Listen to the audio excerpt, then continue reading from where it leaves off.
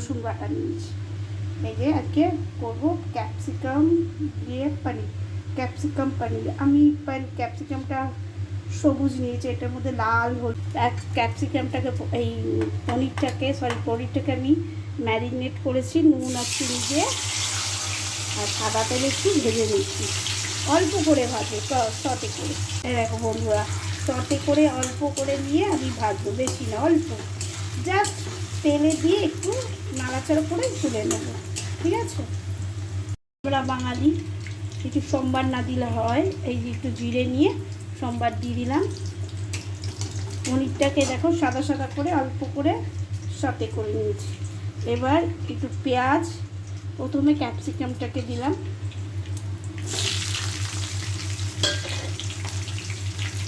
ক্যাপসিকামটাকে একটু সটে করে, বেশি ভাজবো না, অল্প ভাজা। একটু পেঁয়াজ দেবো, পেঁয়াজ আর রসুন অল্প করে, মানে একটা পেঁয়াজের অর্ধেক, মানে অর্ধেকে মানে 3 টুকরো, 1 টুকরো রেখে দিয়েছি একটা মাঝারি সাইজের পেঁয়াজের। অল্পই পনির আছে, এটা রান্না করছি, এটা একটু নেড়ে চেড়ে নেব।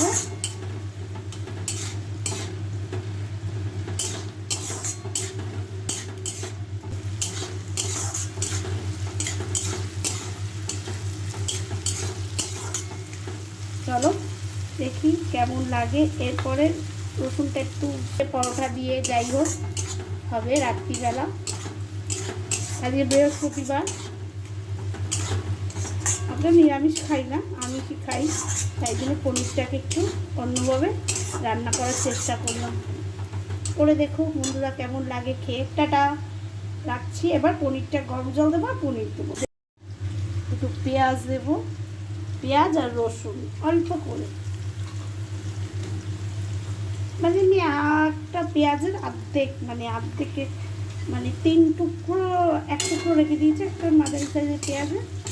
অল্পই পনির আছে, এটা রান্না করছি, এটা একটু নেড়ে চেড়ে নেব।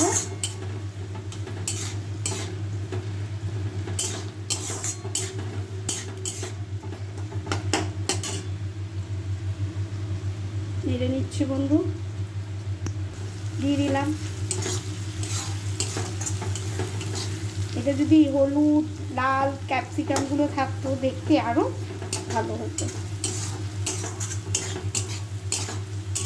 এরপরে গরম জল দিয়ে পনিরটা দিয়ে নামিয়ে দেবো। টাটা।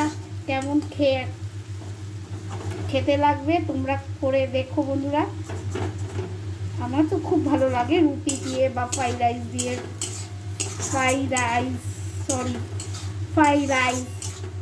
ফ্রাইড রাইস দিয়ে খেতে খুব ভালো লাগে। আর তো রুটি দিয়ে, পরোটা দিয়ে, যাই হোক। এটা বন্ধুরা পনির দিয়ে দিয়েছি আর অল্প গরম জল দিয়ে দিয়েছি।